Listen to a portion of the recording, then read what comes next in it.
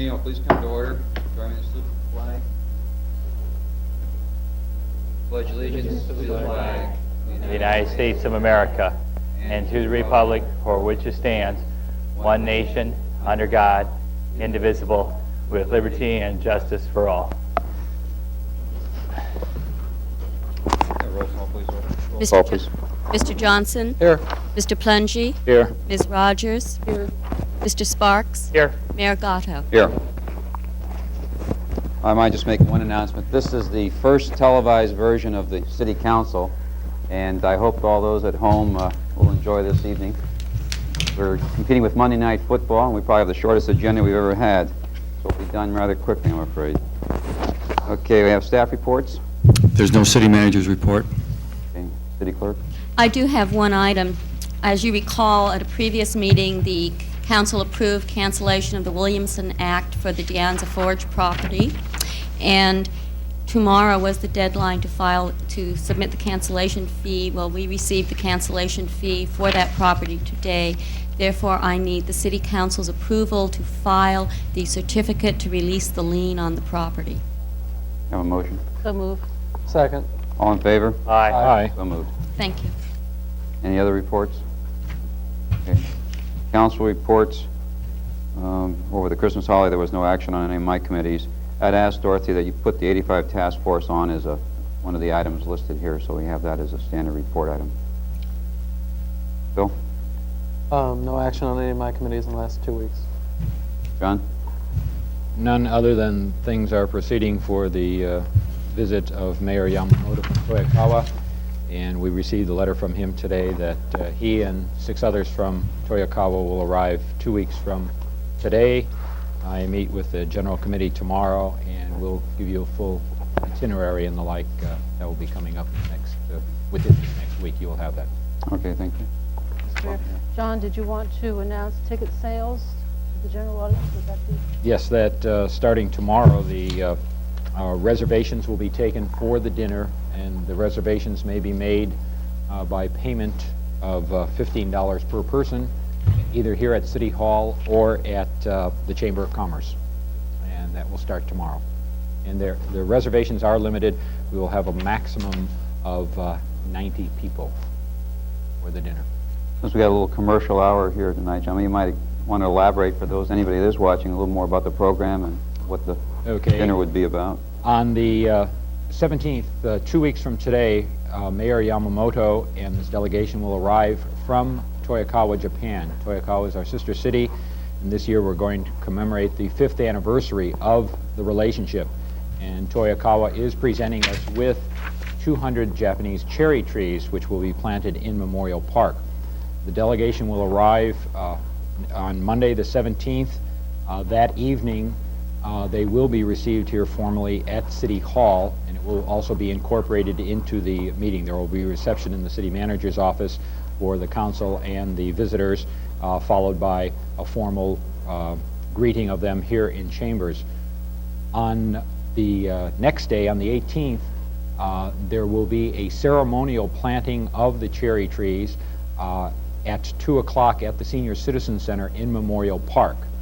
That will be followed by a reception open to the public at the Senior Citizen Center, hosted by the senior citizens. Then that evening at the Senior Citizen Center, there will be a dinner open to the community. As I said, the cost is $15 per person, and that will begin with no-host cocktails at 7 o'clock, followed by the dinner at 8 o'clock at the Senior Citizen Center. And this is open to all in the community. As I said, reservations are limited, and they may make the reservations at either City Hall or the Chamber of Commerce. The information I had for the scene also had Sumitomo Bank as being... Sumitomo Bank, I'm glad you pointed out, they are also, they will be able to handle some. Most likely, the majority would go through the Chamber or here, and the Sumitomo Bank is close to the Chamber office, but they may go there. But this would start, say, tomorrow afternoon or Wednesday morning. That would be even better, probably. Thanks, John. Anything else? And that's it. No other committees that I'm on have met. Okay. Barbara? No reports. Reed? Yes, I just have one thing. Let's look at the camera. No. I just have one thing, which would be we're having that gathering for the Joint Powers Agreement to go over solid waste problems on the 19th. Starts at 10 o'clock at the Sunnyvale City Hall, and it will get done about 3 o'clock. We will be looking at the 6 sites throughout the county for the solid waste facility. Just something with our garbage, and that's about it. It's the 19th week? 19th. Anybody out there or here is welcome to come to the meeting. Okay. Moving on to the consent calendar. Anybody have any items removed from the consent calendar? So move. Second. It's been moved to adoption of the consent calendar. All in favor? Excuse me, vote by using the lights. Not getting any power up here. There we go.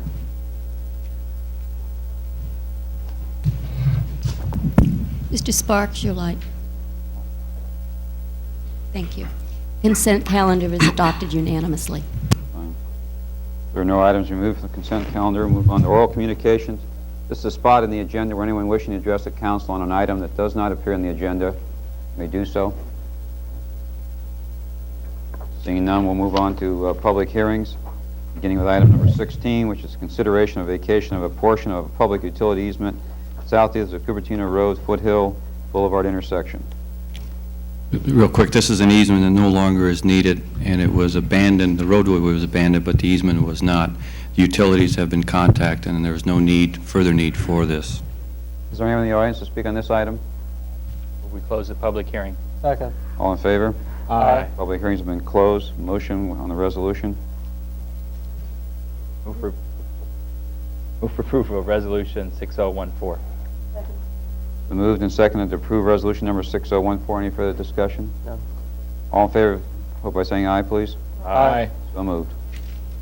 Go on to item number 17, which is application 15C82 of City of Cupertino, Laurel Horse Subdivision, rezoning approximately 30 acres from R16 residential single family to R16 subletter I, residential single family, 6,000 square foot, minimum lot size with a single story maximum height and position. Jim, you want to? Okay, as indicated in the written material you received, this is an area which was annexed to Cupertino from San Jose in 1979. It does have a deed restriction that limits the height of structures on the existing developed parcels to 1 story. When the property was originally zoned by the city to an R16 zone, a number of residents in this area appeared before the City Council requesting that the city also restrict the height of the individual homes to a maximum of 1 story. A hearing has been held at the Planning Commission level, and they are recommending to you that the property be rezoned to an R16I zone. The I designation limits the height of the structures in this area. The Commission is recommending approval of the application to you. Any questions of staff? Yes, one. Do you know why there was a negative vote in the Planning Commission? There was some discussion relative to the more of a philosophical discussion, I suppose, as to why this R1 area should be treated any differently than the remainder of the R1 areas within the city, which do allow 2-story construction. As indicated in the resolution that the Planning Commission adopted, they did make a number of findings relative to privacy and continuity of the neighborhood and things of that nature in support of their action.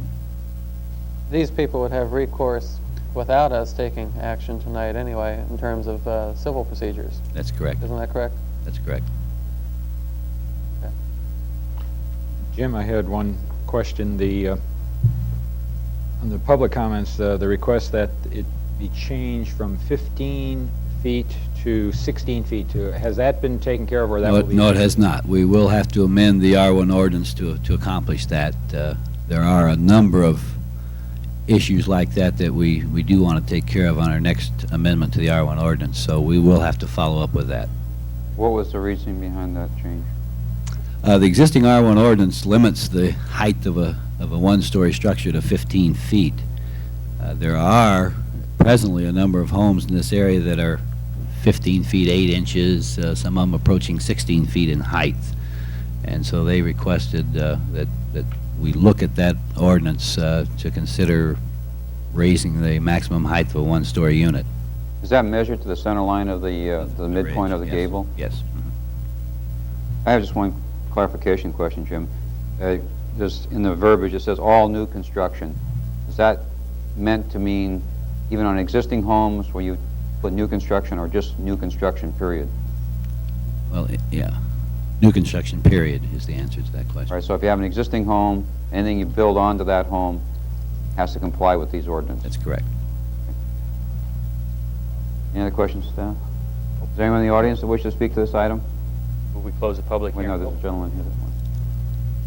Not on this Please end. give us your name and sign in the register. Ken Kelly. I live right on De La Farge, and I have questions. What is the scope of the? I'm sorry, it's the lower one that has this action. Yes, it's the area bounded with the heavy dark line, Right. dotted line. The reason I asked that is because I know several of the houses in the next subdivision have already gone up to 2 stories. That's why I was. Yeah, this is just addressing this issue. The lower one. Very- Just Okay. the Laurelhurst area. All right, thank you. Will we close the public hearing? Second. Moved and seconded. All in favor? Aye. Move for granting of a negative declaration? Second. All in favor? Aye. Okay, we have a application, or excuse me, a planning commission resolution. We have a motion on that. Move for approval of application 15Z82 per planning commission resolution 2359. Second. Any further discussion? All in favor? Aye. So moved. You have the first reading of the ordinance. You got a nice long one. I know. First reading of ordinance number 1212, an ordinance of the City of Cupertino amending Section 1 of ordinance number 2 by rezoning approximately 30 acres from R16 zone to R16I zone. The rezoning proposes to add the I designation, which will impose a building height restriction of 1 story not to exceed 15 feet upon all new construction within the zoning boundary. The subject property consists of the Laurelhurst subdivision, tract numbers 1939, 2320, 2483, and 2539, which are located on the following streets: Heatherwood Drive, Colony Hills Lane, Fallen Leaf Lane, Tiptoe Lane, and Westland Way, generally bordered as follows: beginning approximately 350 feet west of Saratoga Sunnyvale Road at the intersection with Fallen Leaf Lane, 200 feet northeast of the unimproved Highway 85 right-of-way, 600 feet east of Stelling Road, and 1,000 feet south of Bollinger Road, adjacent to and southerly of Jollyman School. I move that ordinance number 1212 be read by title only. City clerk's reading constitute the first reading thereof. Second. All in favor? Aye. So moved. Mr. Mayor? Yes. To have the height limitation taken care of from 15 to 16 feet, do we need a minute order, or does this happen automatically? We are going to begin that process at the planning commission level. Do we need to have... a Wouldn't hurt. motion? I so move. Is there a second? I'll second that. All in favor? Aye. Now, the motion is not to change it, but to consider the change.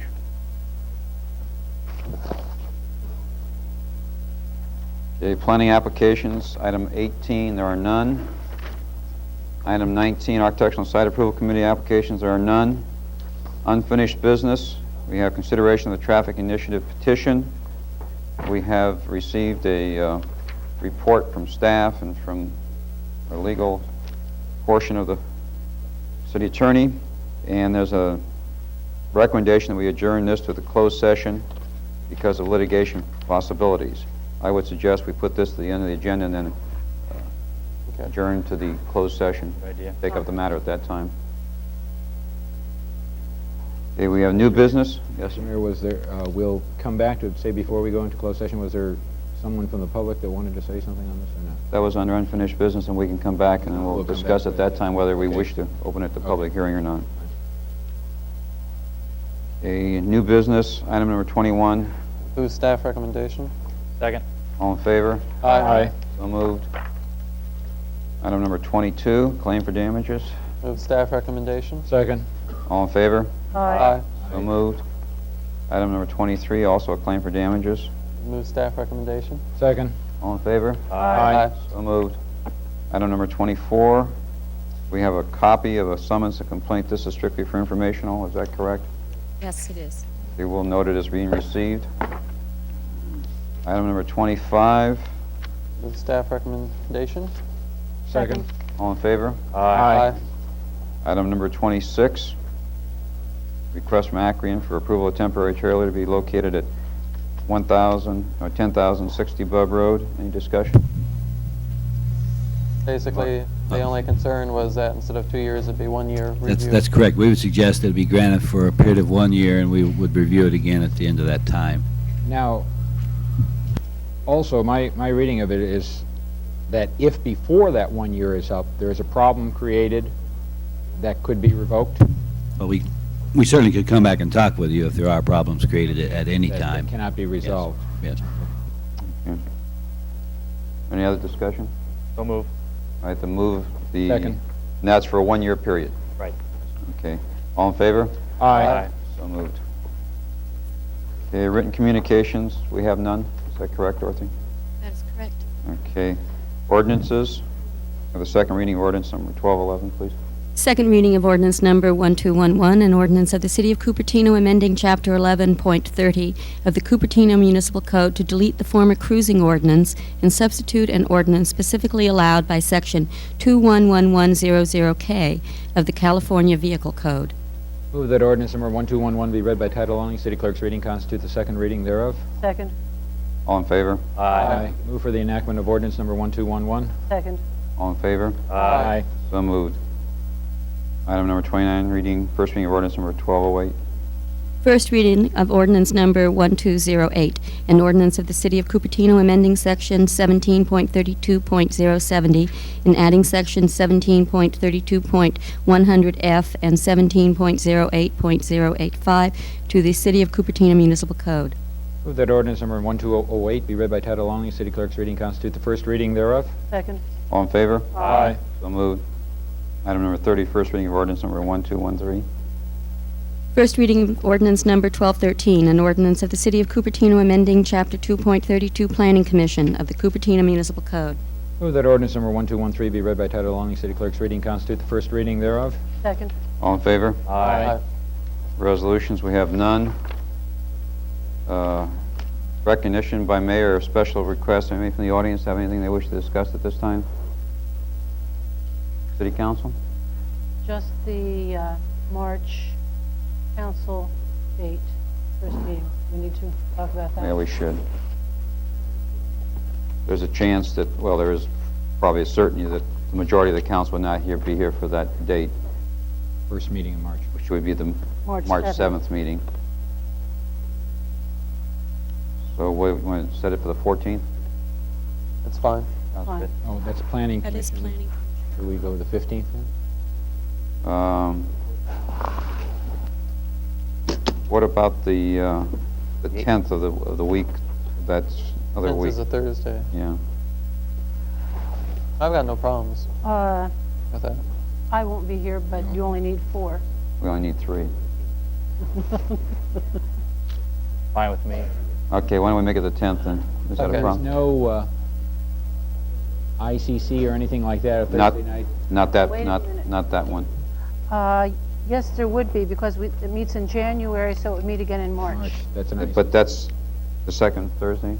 Be the first, wouldn't it? No, that's IGC, the first. And the second Thursday is ICC. Right. ICC, okay. How about the 15th? 17. Well, 15th, we got one on the 21st, we don't want to get it too... Yeah, it's too close. Make it the 15th, 15th, okay. 6:45? yes. What about moving it, that first Thursday in the month? I mean, the first Tuesday, to the first, Well, that's right after the right after the other one? Okay, it doesn't Okay. 21st. spread, so. You're making it March 8th then? No, the meeting will be, the meeting of the 7th will be continued until the 15th, 15th, thank you. or will be rescheduled until the 15th. And there was some discussion last time about the meeting in February The meeting of the 22nd? of the 21st, or 22nd, excuse me, yes. 22nd. That can take place. I think there'll be 3 here. Only 3 here. Okay. At this time, we will...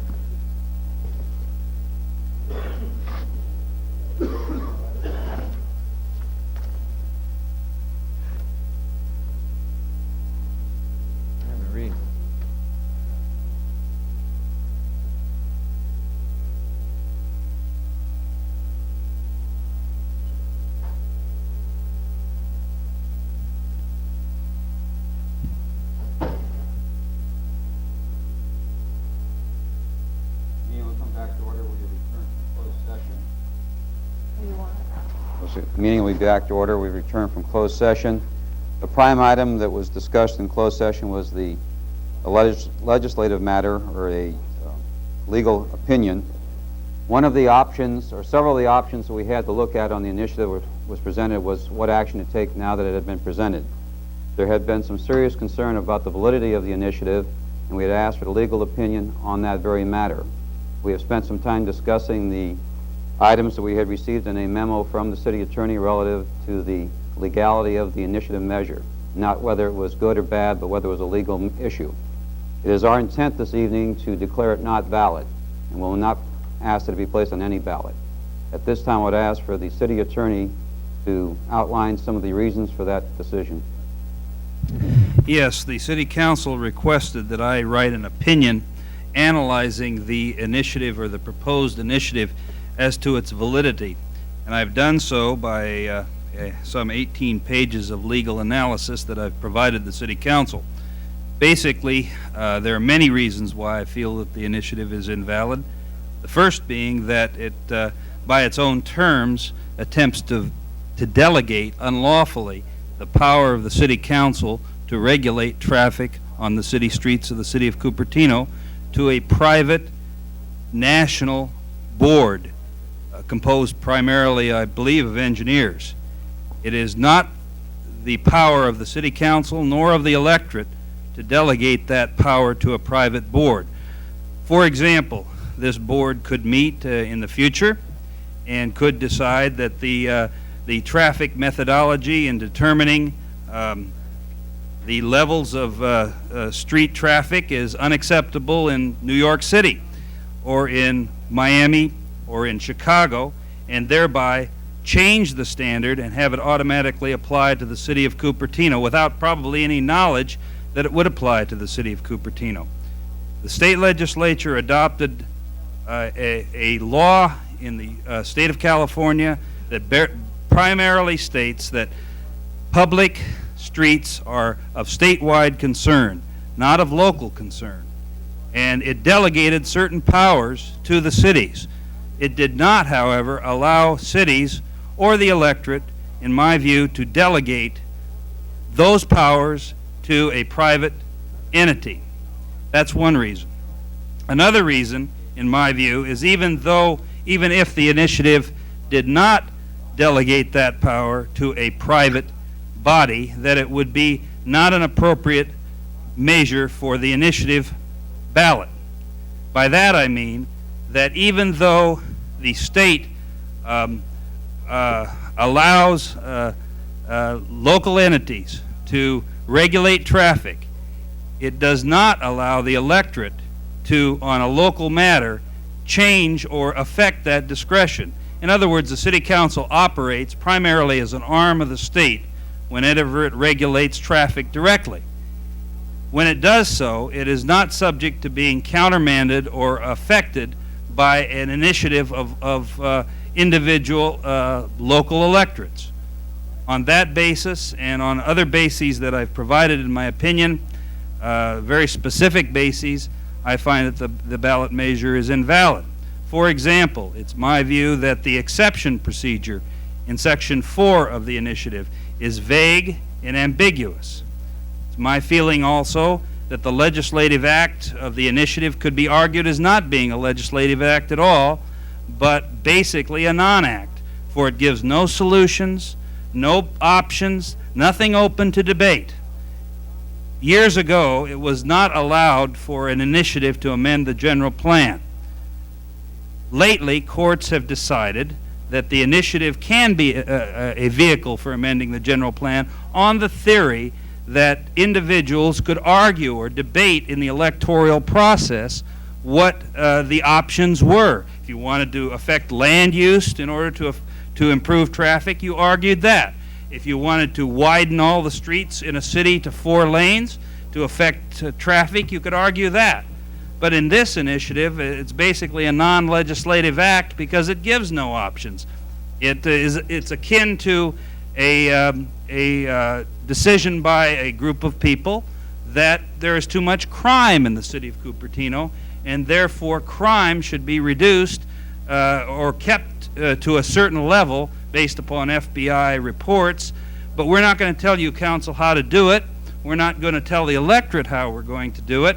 We just want crime reduced to certain levels. And that's what essentially this measure is a non-act, because there's really nothing to debate by the people in the electorate.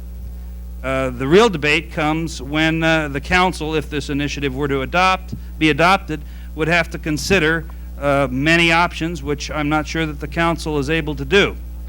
There are other reasons why I think the initiative is invalid. I've stated them in my opinion, and I will reserve those in case there is potential litigation, because some of them are rather technical. But those are the basic reasons. I would add also that I do not lightly come between the voters and the ballot box. It's always an uncomfortable position for a city attorney to be in. I've considered this at great lengths. Had I been able to interpret the initiative in any way that would allow the matter to come on the ballot, I would have done so. But it's my duty as city attorney to render as best a legal opinion as I can, and I see no way that I can interpret this initiative as to being valid. Thank you, Chuck. I think just to echo the last comments of Mr. Killian, I think we all on the council appreciate the efforts that went into that initiative and understand the motives behind it. Based on the legal opinion we have been examining now for the last period of time, like I said before, we are going to take that as an action to render a decision that the initiative is not a valid issue and will not be placed on the ballot. This item was advertised as an unfinished business item on the agenda, which normally would not allow for any public input. At this time, we would accept any discussion or any input, though, that since there's a large group here this evening that might have something to say.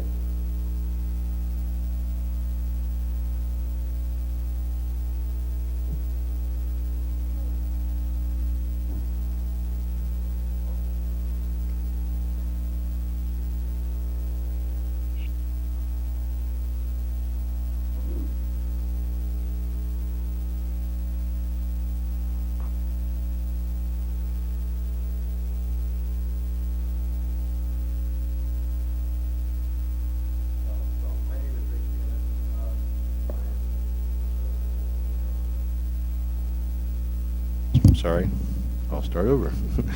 I'm Ray Shannon. I'm a resident of Cupertino, and I'm speaking tonight for the proponents of the initiative, the West Cupertino Homeowners Association, and many of the people here tonight that actually walked the petition. Well, obviously, the things that we had prepared to say are kind of moot, and I really don't know what to say until we have a chance to get together and talk about it ourselves. I guess we have recourse to legal action to seek a court order to put it on the ballot. I guess that's one option we have. Other option is to do another petition that is valid, correct, and things like that. I guess we'll consider that as well. The part that I think maybe be appropriate for me to say is that I think that this whole activity that we've gone through has demonstrated that traffic is the #1 concern of the citizens here in Cupertino, and that we have very strong support throughout the community to do something meaningful about the traffic conditions, that we want to achieve acceptable traffic conditions, even if that means putting off some potential development, if that be the case, either because it would create undesirable traffic, or that the cost that they would have to bear to mitigate their traffic measures would make it unfeasible at this time. So I think there's very wide support for that, and we'll continue to try to do that. At the same time, I think that virtually all the things that the council has done in terms of their proposed plans and policies for the general plan, the traffic element, is very much in accord with what we were after in the petition. You've decided to control the commute traffic through Cupertino, put it on the arterials, keep it out of the neighborhood streets. You've decided to keep Stelling and a neighborhood collector and not put Bollinger through and things like that. And we're very encouraged by all that. We feel that that's very positive. Our concern is that those still are not been enacted into a a final form and adopted by the council. And we're concerned that whether those will stand the test of time as various developers come in and want to mitigate those. It was really that idea of permanence that caused us to want to seek the petition activity in the first place, because we felt that was the one way that the residents could effectively voice their opinion and make it stick. So we still have that course open to us. So let's see, is there anything else I'd like to say? Well, at any rate, you know, I do think that the council and many of their actions have you know, met many of the things that we're after, and we're certainly hope that they'll follow through on those. And you know, we've tried to raise some of these issues on, like for this instance, this method that we use to calculate these traffic things.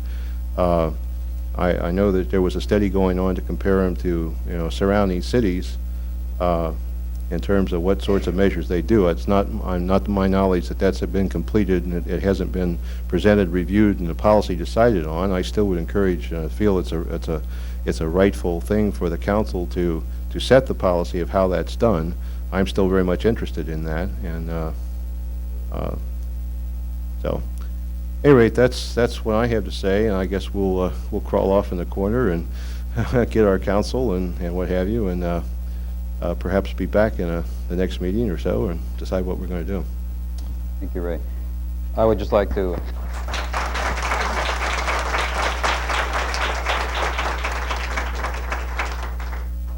say that I think that the council echoes your sentiments. I think that the one thing the petition drive did do was focus a lot of attention and perhaps cause a little more action on the traffic measures than would have occurred.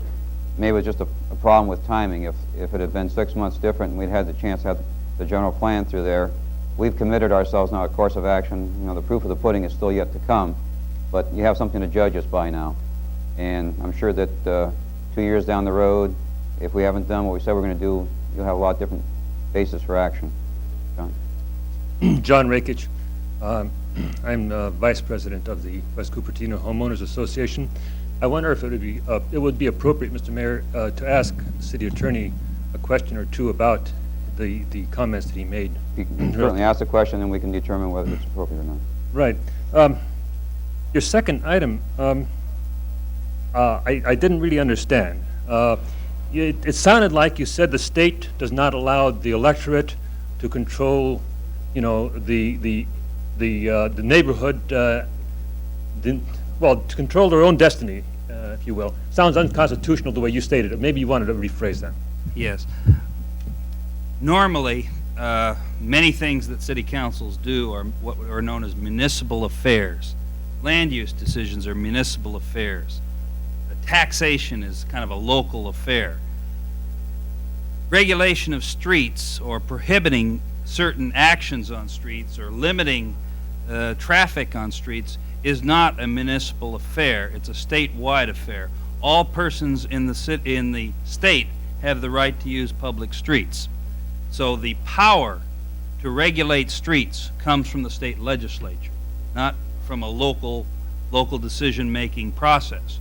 Now, the state legislature has elected to delegate a number of the powers to regulate streets to local city councils, just as the state has delegated the power of redevelopment to local city councils, or the power to use eminent domain to local city councils.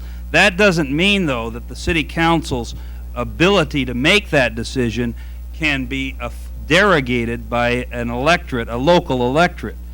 They are acting as basically an arm of the state when they make these types of decisions, and therefore an initiative that says they shall make these decisions, they shall not allow a certain level of traffic on these streets or those streets by initiative is not a proper use of the initiative according to court cases, unlike a decision on land use, for example, which would be an appropriate basis for an initiative.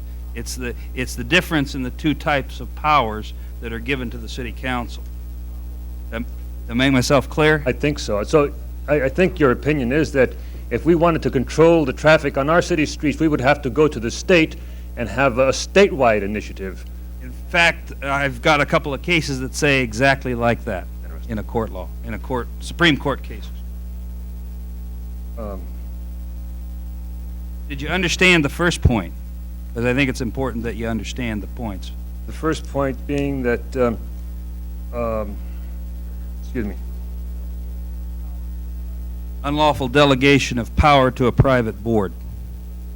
oh, the board in that case being the standards set by the National Traffic Association. As amended or revised or superseded by subsequent Well, documents. it seems that the present city policy is to use some other standards that have been put forward by some university professors or what have you. Isn't that also delegating to a local? Nothing wrong with using standards. What is the problem is the city council can change those standards. City council couldn't change this standard. And besides, there's nothing in the general plan that ties in any traffic level to a subsequent standard that may be applied in the future by some private board. I think that's the difference, and that's the key to the issue of delegation. In other words, you have a bunch of engineers meeting in Washington, D.C. They may decide that a B should be a C or a D, or vice versa, and it would automatically have to apply to the city, to the initiative, to the law of the city of Cupertino, automatically. And the only way you could change that is by a subsequent vote of the people. See. Now let me ask. The policy with regard to action at this time, the petition has been put to the city, and you have rendered an opinion that it is not valid for the reasons you gave. Now, is any further action needed by the city at this time? I'm requesting that if the council follow my opinion, that they adopt tonight a minute order that basically refuses to accept the petition, the initiative based upon the city attorney's advice, and not to place the measure on the ballot. If they adopt that, I will also ask the city clerk to provide to all the proponents of the initiative copies of that action. Thank you. Thank you, John.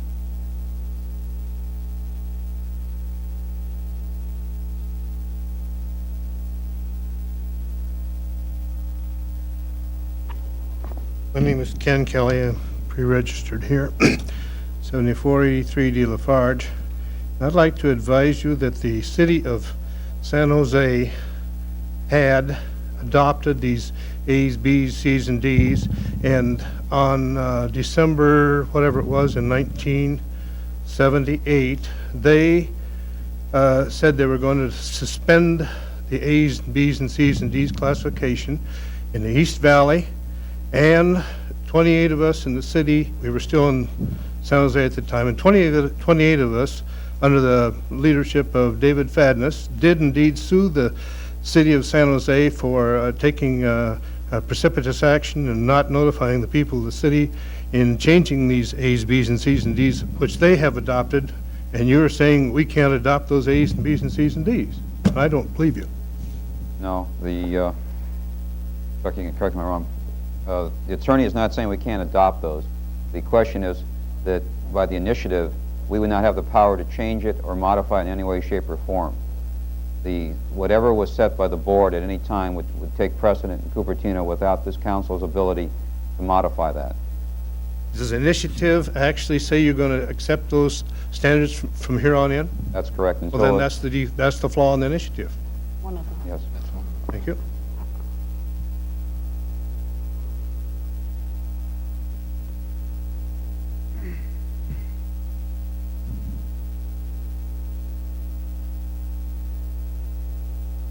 Stephen Hayes. Mayor Gatto, you just said the council could adopt. Then I propose that the council adopt the A, B, C, D levels as it's structured on the initiative. If not, I'd like to know what alternatives you have. Sir, we have just completed about 6 months or 8 months of public hearings on a general plan amendment. I think if you would go back and look through that, there has been quite a bit amount of work done specifying traffic levels and character of streets and the nature of the traffic to be borne on those streets. I think we have given our answer to that question. Well, I've attended those same meetings, and you have it listed there as what the Planning Commission came out with, and it parallels closely to what the City Council came out with. And here you say, level of service, D or better, on arterials and major collectors. Is there a problem, or is there an inability of the city through its Department of Public Works to come up with some mitigation for residential streets? That is the whole thrust of the work effort at this time, is to do just that. In fact, I think what Mr. Shannon has indicated earlier is that a lot of the items, I think, which were the heart of the initiative have really been spoken to in policy form as part of the general plan process. Yes, they have been spoken to, but what we're talking about is refinement and an actual policy. City Council can indeed adopt the initiative as a form and as a criteria for Planning Commission and Department of Public Works. There is no reason not to.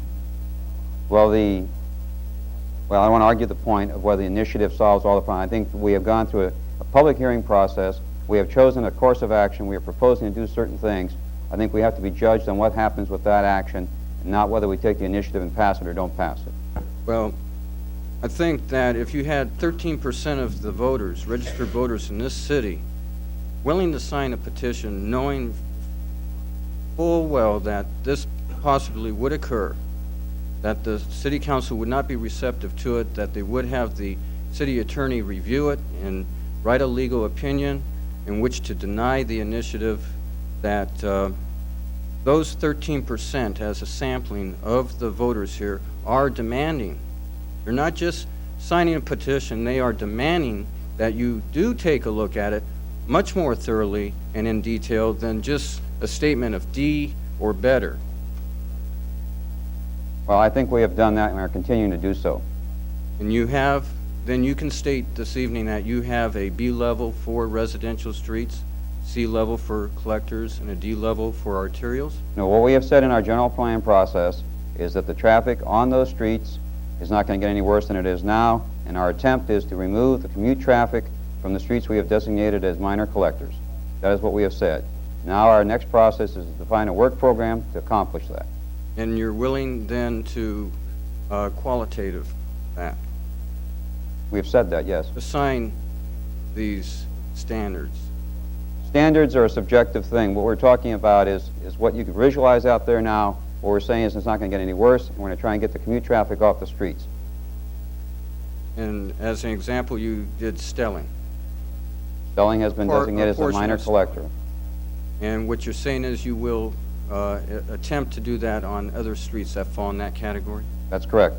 Those that have been identified as minor collectors, the attempt will be to remove the commute traffic at the peak hour from those streets.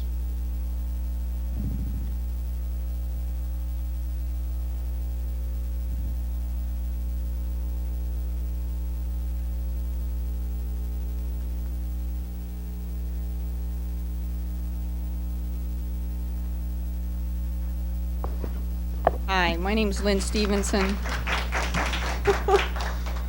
I live at 22505 Rolling Hills Road. My natural inclination is to get up and argue with Mr. Killian, but I won't do that. I just have one question that will save me a phone call, and that is the elections code states that if 10% of the required signatures are collected, that the initiative shall be put on the ballot at the next general election. And I'm sure Chuck has somewhere in his pile the authority that says, I would like to hear some authority for why the council can decide that the matter shall not be put on the ballot as per the elections code. Chuck, would you like to answer that one? Yeah, there's a series of cases that allow councils and county boards of supervisors not to process a measure which is invalid. And I can cite, you want me to give them to you? I'd love them. All right. People versus Board of Supervisors, 30 Calap 3rd, 869. I'll just give you the citation. Fine. 39 Calap 3rd, 954. 56 Calap 3rd, 711. 72 Calap 3rd, 1006. 86 Calap 3rd, 506. 109 Calap 3rd, 52. 135 Calap 3rd, 466. 45 Calap 3rd, 230. 59 Calap 3rd, 148. Is there any authority other than an appellate court authority? Some of those are Supreme Court. Those Yes. are all CalAP sites, so they've got to be appellate court decisions. see. There are I've got, no Supreme Court sites there. Yes, 195 Cal 672. 195 Cal 672. And 217 Cal 383. And let's see here. Is that?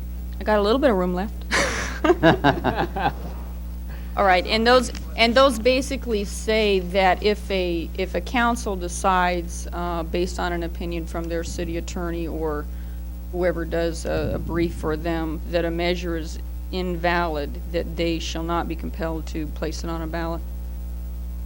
That discretion is up to the court.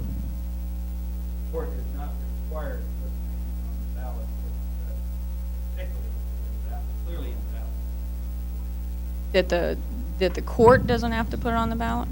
Well, it says once the city council, these opinions stand for the proposition, once the city council uses the process of initiative or referendum on the basis of the advice of the city attorney, that the court will not require processing or placing on the ballot if the measure is clearly invalid.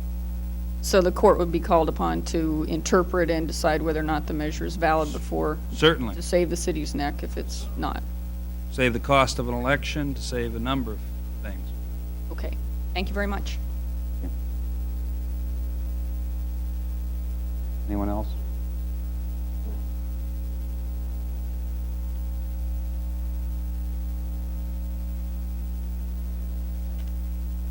Yeah, my name is Scott Epperson. I live at 11411 Bub Road. I just have two pretty simple questions about the general plan concerning the traffic initiative. You said that in the general plan that you state that you will keep traffic levels the same. Is the wording there that you will try to keep the traffic levels the same, or is the wording there that you will keep the traffic levels the same? I'm not sure the exact word. I think the intent is to not let the traffic get any worse as measured today, whatever. Where can I pick up a copy of what you have there? Is that? It hasn't been. The Okay. final wording is not in final form. Okay. The other thing has to do with intent. Let's say that there is an area of the city that the traffic level is getting worse, and there is proposed building in the area. Would the city hold off on building any new proposed building in the area until the traffic level was put back down to where it should be? I can't tell you a specific timing because that hasn't worked out. The intent is to gauge the traffic improvements in concert with any future development. Okay.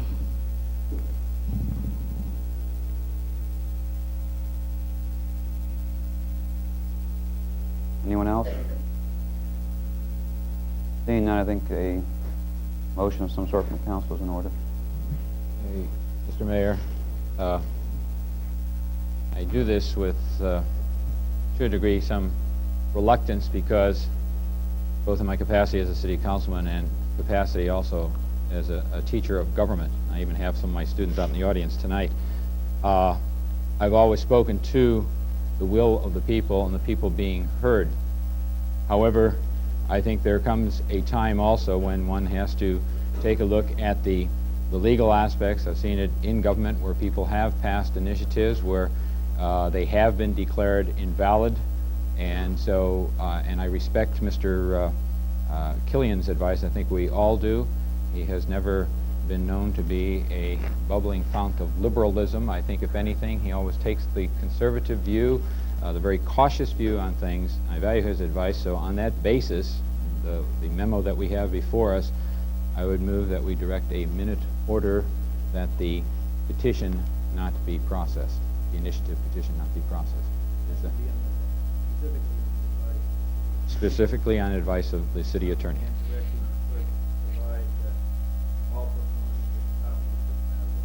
You say that very well, yes. Any further discussion, council? No, I think we all, at least I share Councilman Plungy's views that what people want is important, but when it's in a form that is advised that it is invalid and cannot be properly implemented, then I think that that is not the proper way to go about doing what you all want done. I think we can do that in this body with your help in our normal process and get what you want done, and probably more quickly than if we have to go through the courts. Any other further comments? We have a motion and a second. All in favor, vote by saying aye. Aye. Opposed? So moved. So you will provide a copy of that minute order to the proper individuals. I think that those that are here who are aware of what's happened this evening will have food for thought. Thank you very much all for coming and for listening to this discussion. Any other further business before the council? No? Meeting's adjourned. Adjourned until 6 o'clock in 2 weeks. In other words, that we would meet with the Japanese delegation. The formal meeting, we will meet with them and then come in here. So the formal meeting won't start until 6:40. Social, yes. That's correct.